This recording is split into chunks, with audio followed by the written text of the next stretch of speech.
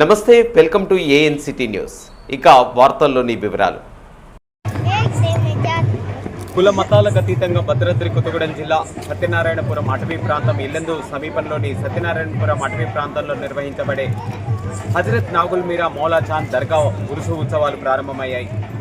దోనెంబర్లో ఉన్నటువంటి ఇల్లందు పట్టణంలోని దోనెంబర్లో ఉన్నటువంటి కాసిం దుల్హా దర్గా నుండి చాదర్ సందల్ అనేది ఈరోజు ఊరేగింపుగా పట్టణంలో ఊరేగింపుగా సత్యనారాయణపురం హజరత్ నాగుల్ మీరా దర్గాకు వస్తుంది. ఈ క్రమంలోనే ఇక్కడ జాతర వాతావరణం నెలకొంది. ఎంతోమంది భక్తులు ఎన్నో సంవత్సరాలుగా 22వ ఉరుసు ఉత్సవం ఈరోజు జరుగుతుంది.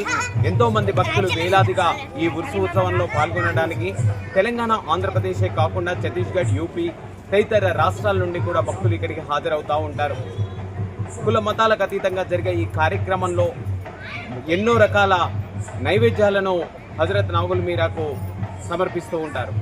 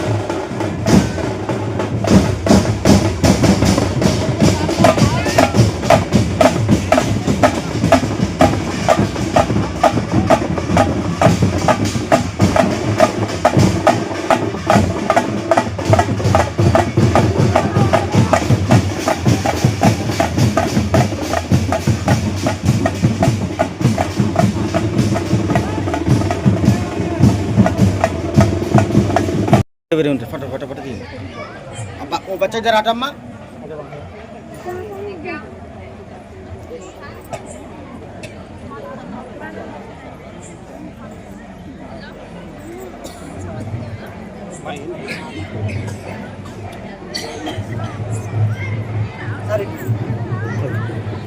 విజువల్ రాదన్న కొంచెం సైడ్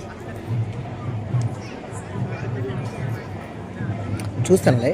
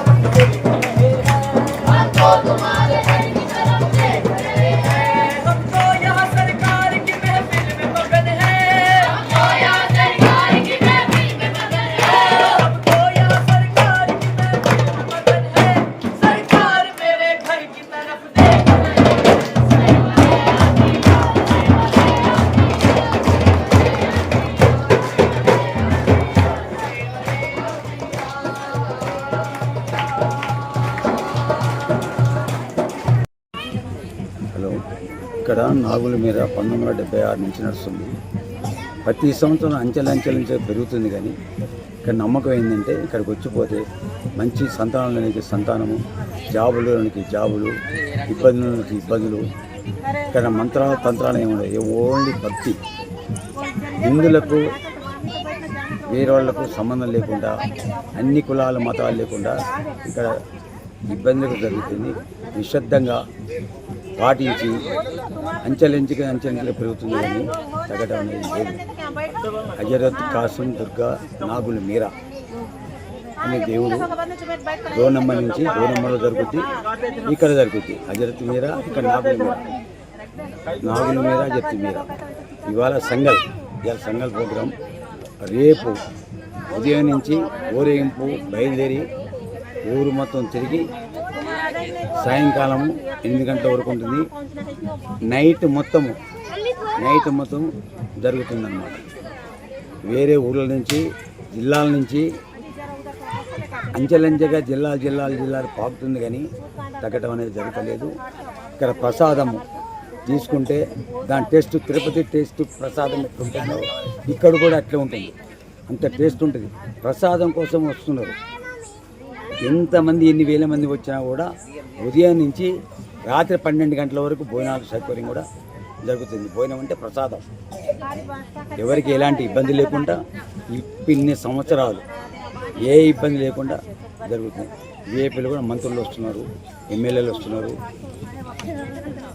ఈ ఉత్సవం జరుగుతుంది.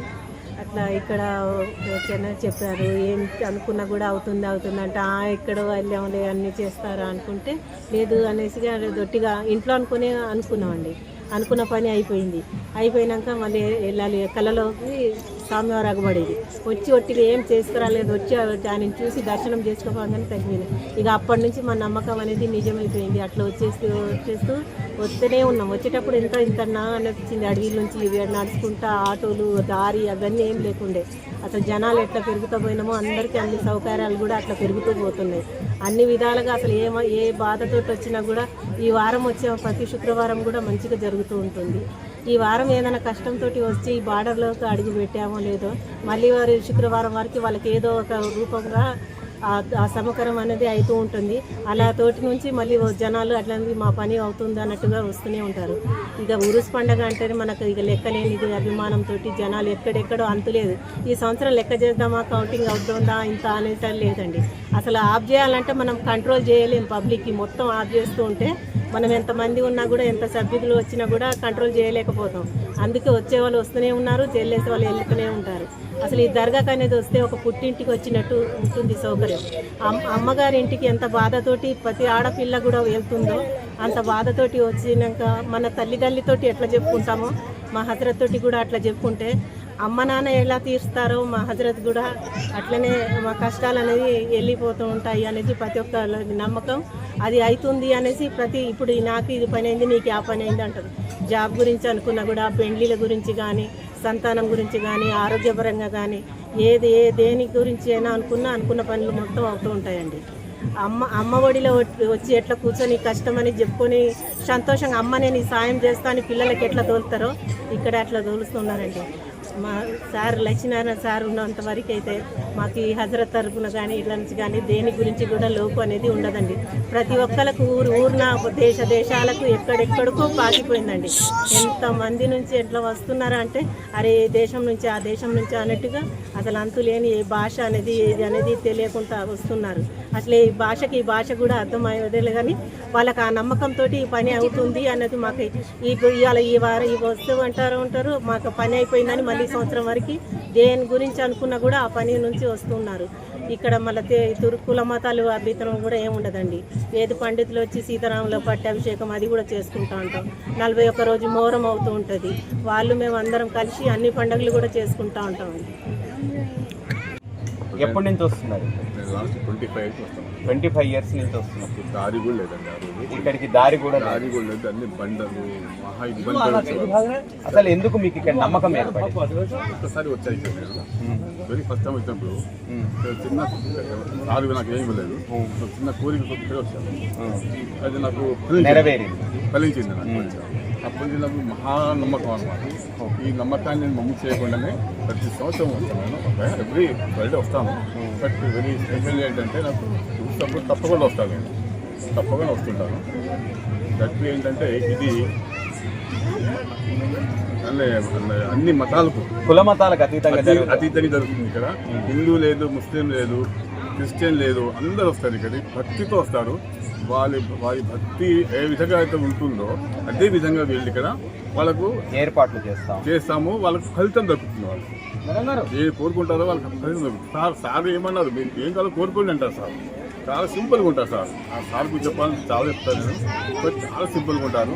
ఎంత బాగుంటారు అంటే సార్. ప్రతి లక్షాధిపతిన అంటే మీద వాళ్ళని అందరితోని కూడా సమంగా ప్రవర్తిస్తారు. నువ్వు లక్షాధికారి కాబట్టి నువ్వు వచ్చి కూర్చో అన్నారు. నువ్వు బీదవాడు కాబట్టి నువ్వు దూరం ఉండని చెప్పారు. సరే, ఈ దర్గా గురించి చెప్పండి. ఈ దర్గా సార్ మేము చాలా కష్టపడ్డామండి. మేము దీనికి ఒక పూరి గుడిసెలో ఉండేది అప్పుడు తాటాకు ఏమి లేదు సార్. నువ్వు లేదు, అది మేము చేసాం. చిన్న అక్కడ పైన ఇక్కడ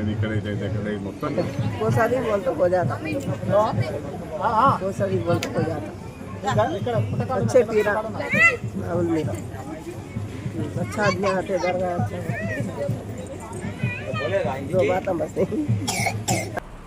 వార్తలు ఇంతటితో సమాప్తం. తిరిగి ప్రసారమయ్యే ఏఎన్సిటీ న్యూస్లో మళ్ళీ కలుసుకుందాం. అంతవరకు సెలవు. నమస్కారం.